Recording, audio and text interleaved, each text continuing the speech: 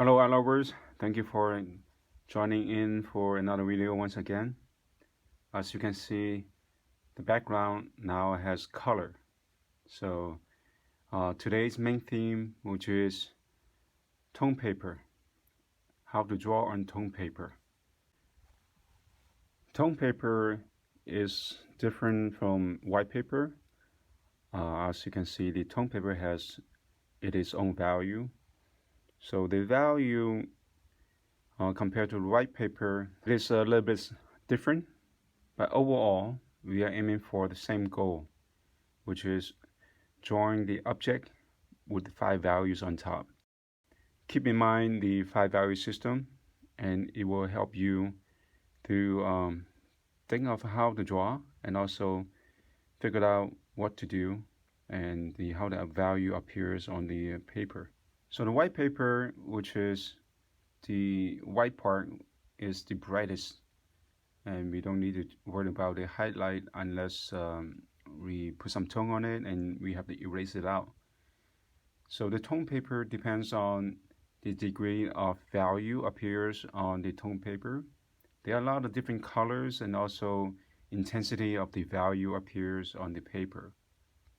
So if the paper is a little bit darker, that means we will need to work on more on the light side.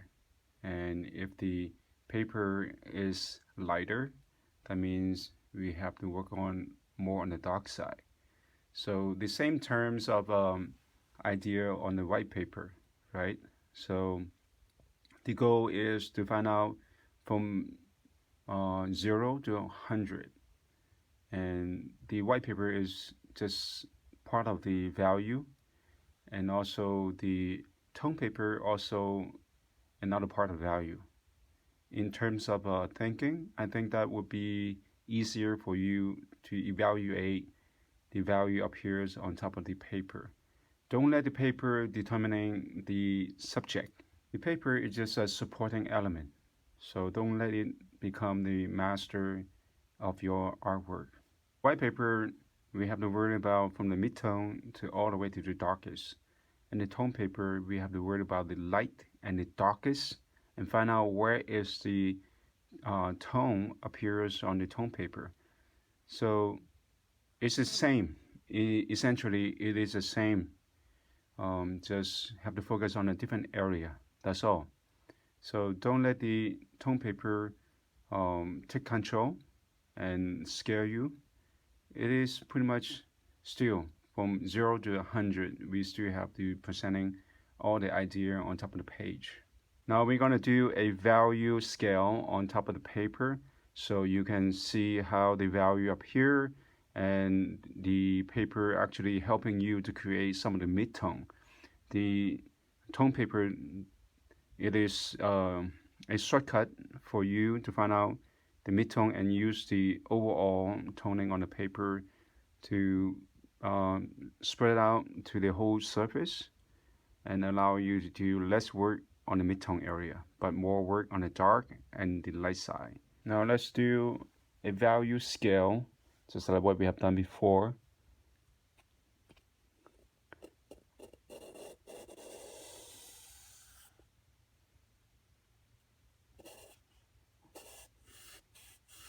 I'll try to get as dark as I can with the yellow, and slowly, just lightly, and leave up my charcoal. It will create a gradation just like that.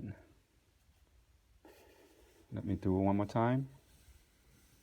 To insert the value scale is a little bit more easier to see. Now the next thing I'm going to do, which is at the darkest part with my 6B.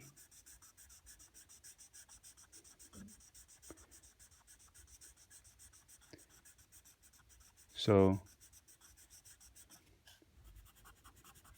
just give me a little bit of time and press in, go up to the charcoal, to the yellow. So make sure the tone is a bit more evenly appear on the surface. So this can create a nice transitions from the darkest to the mid-tone. Now, last time what we did was this part become the paper, right? The brightest area untouched become the paper. So, but this tone of the paper has value. So when the paper has value, that means it is already have certain type of certain value up here with the tone. That means we have to have a white adding on top of the surface. Now I'm going to use a white chalk pencil. I'm going to leave some room, not just immediately start from here. I'm going to start from the top right here.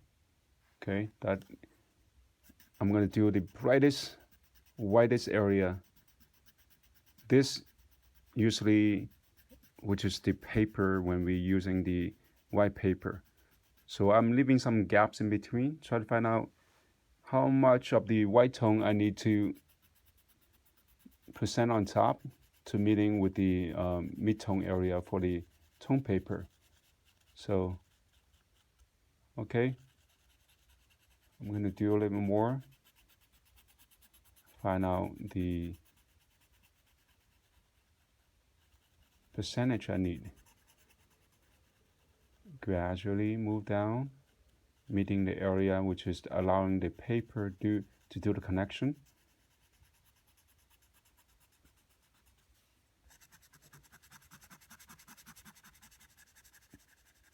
Just like that. And lightly touch, meeting the paper, and it allow the paper to become part of it. So that's what the tone paper can do.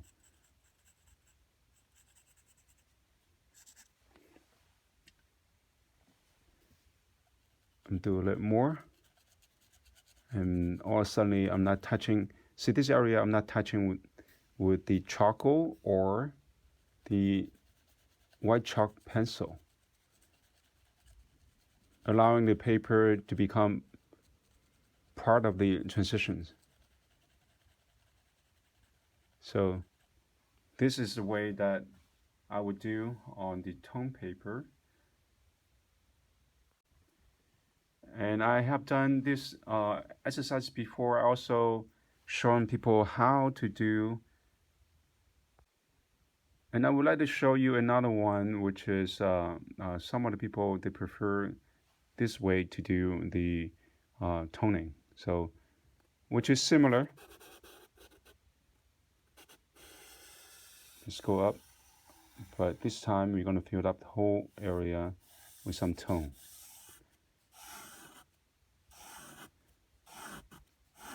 This is what some people would like to do. And the darkest part.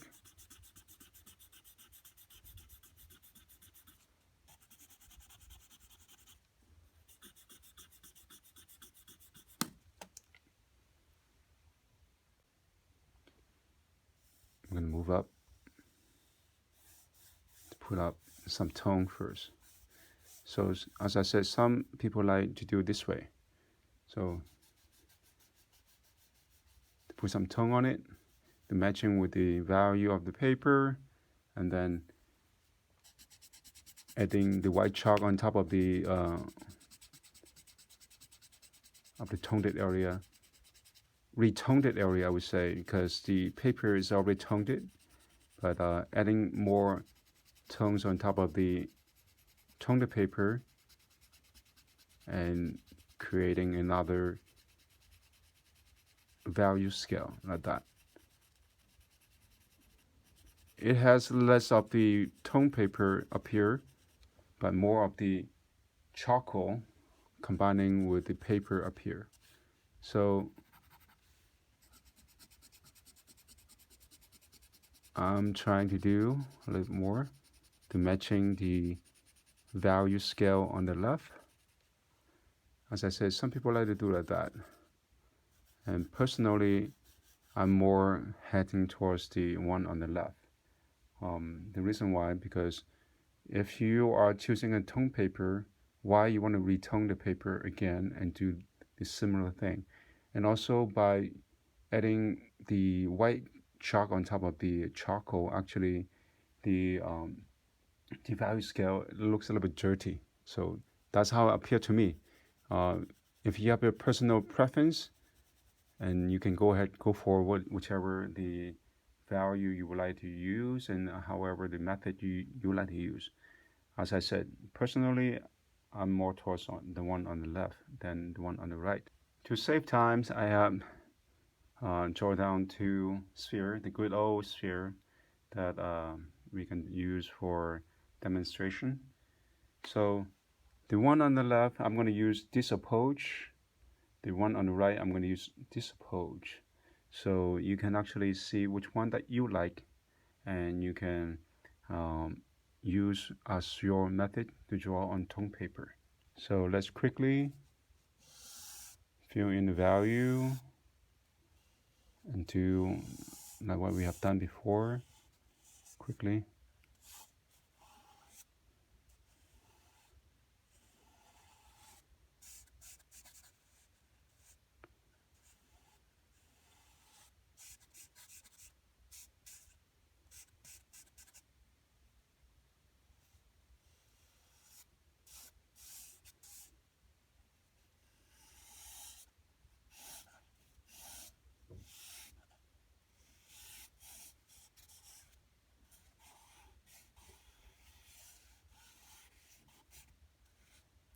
So the purpose of doing this, so you can actually identifying which techniques that you like better.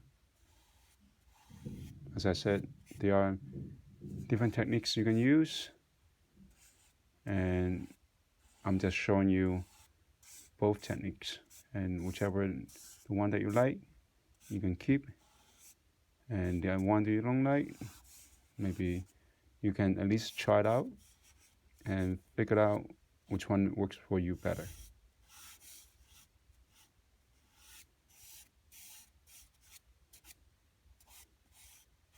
Okay, once again, I'm not trying to draw the most beautiful sphere you have ever seen. I'm just trying to quickly to get to the point and for you to see the result.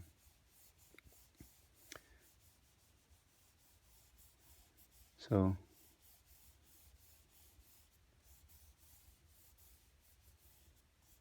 making things flat.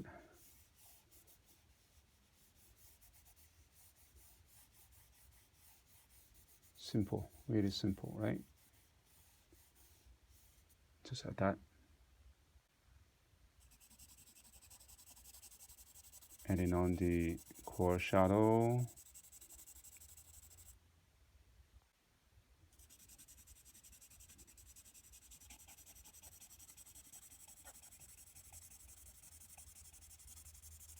Just quickly add it in to show you the differences. After using the pencil, now I'm going to add a little bit more of the willow on both sides.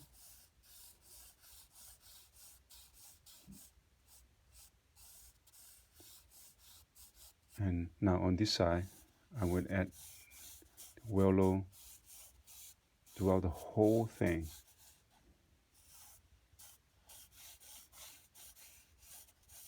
On the right side. So as you can see, I use the paper, allow the paper to do some toning on the one on the left, but masking in with the whole thing on the one, masking in the whole thing, the one, mask in the whole thing on the one on the right side. So I'm just going to use my hand to do a little more rendering.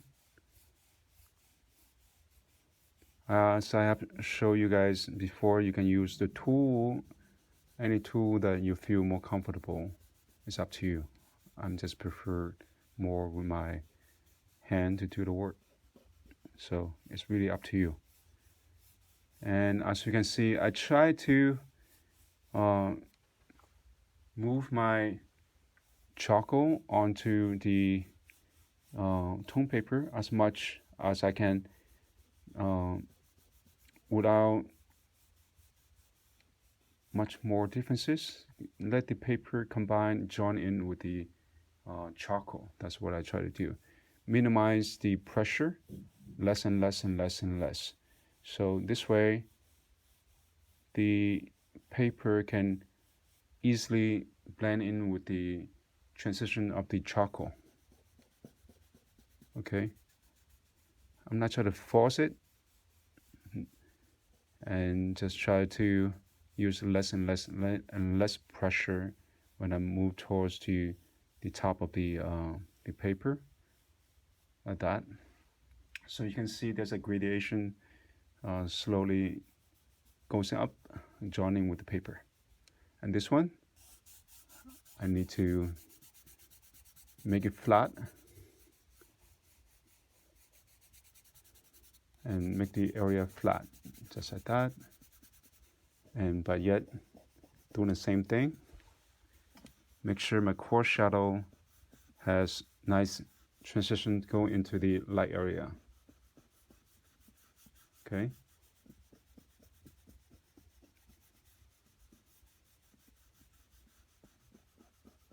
Just like that.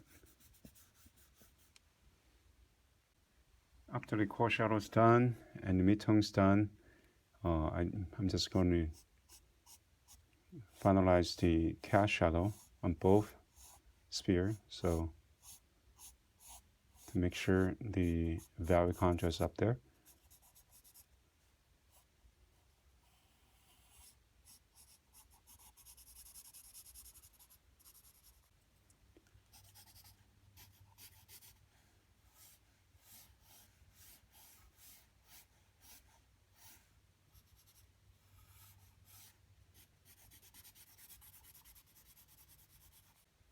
As you can see, the cast shadow is finished.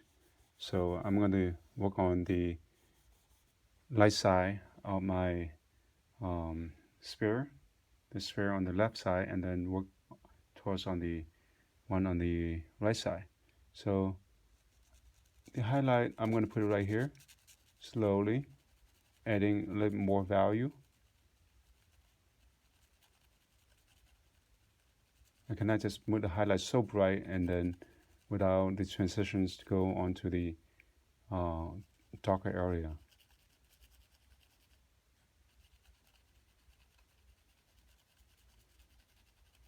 But it's also good for me to put out the brightest area and then get a little more tones around it, softer tone.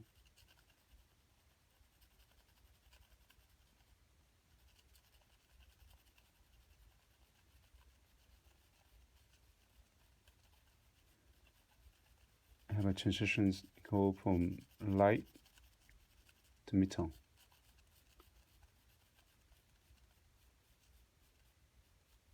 And also allowing the paper to do the connection. So in this area, I'm not going to touch. I'm going to just allow the paper become part of the drawing. Gradually disappear.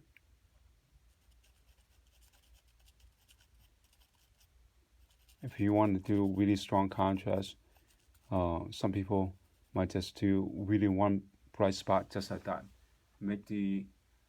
To make the highlight become even stronger. So I'm just trying to do a little more subtle. The highlight up here, but yet I can see some transitions from here to here. This is the area I'm working right now, and this is the area here. And that is the rest of the other area.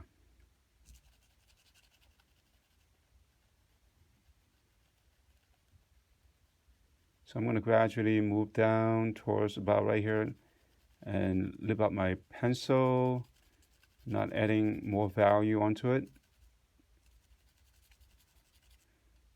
See, the idea from the white paper and the tone paper is same. It is the same, but just a different approach, right? From the lightest to the darkest. That is never change. The only change part, which is the white paper, we have to work from this area on all the way down to here. And the tone paper, we have to work from the light and less on the mid-tone and also on the dark area.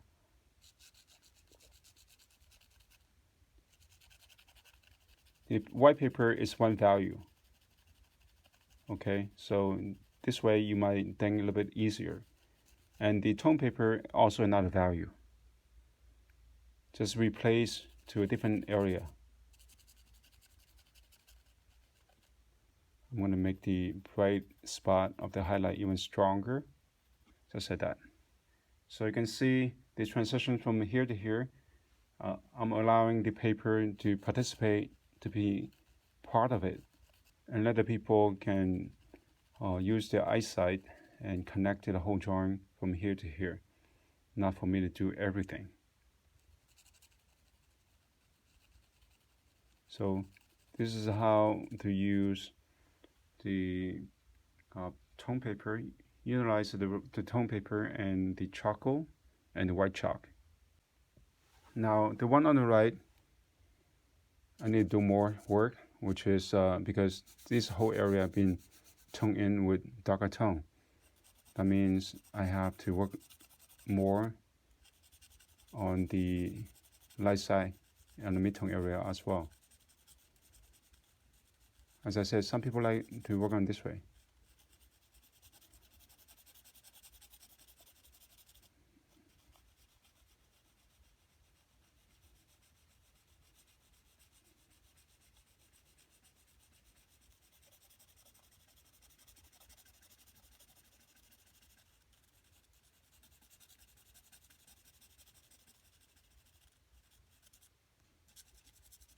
And also need to find the mid ground and not to let the white go on to the dark area, but only at the mid-tone and the bright area.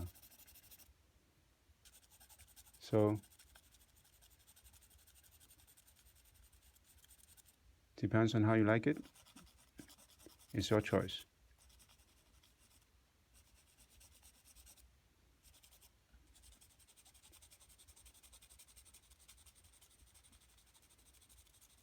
As I said, personally, I like the one on the left better, but it doesn't mean that you cannot try to do the one on the right either. On this one right here, I work on the light and the dark. The paper is doing the number 2. As I said earlier, light, mid-tone, and dark, correct? So I allow the paper to do the number 2. I work for the 1 and 3. On the white paper, I let the paper to do number 1, but I have to work on number 2 and number 3. On this particular drawing right here, I have to work on 1, I have to work on 2, I also have to work on 3. So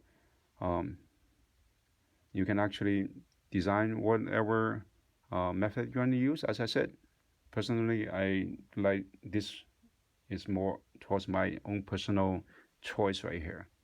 So if you like the video, please click like, subscribe, and share the video. And don't forget to turn on your bell, the notification bell. Thank you very much. See you next time. Bye.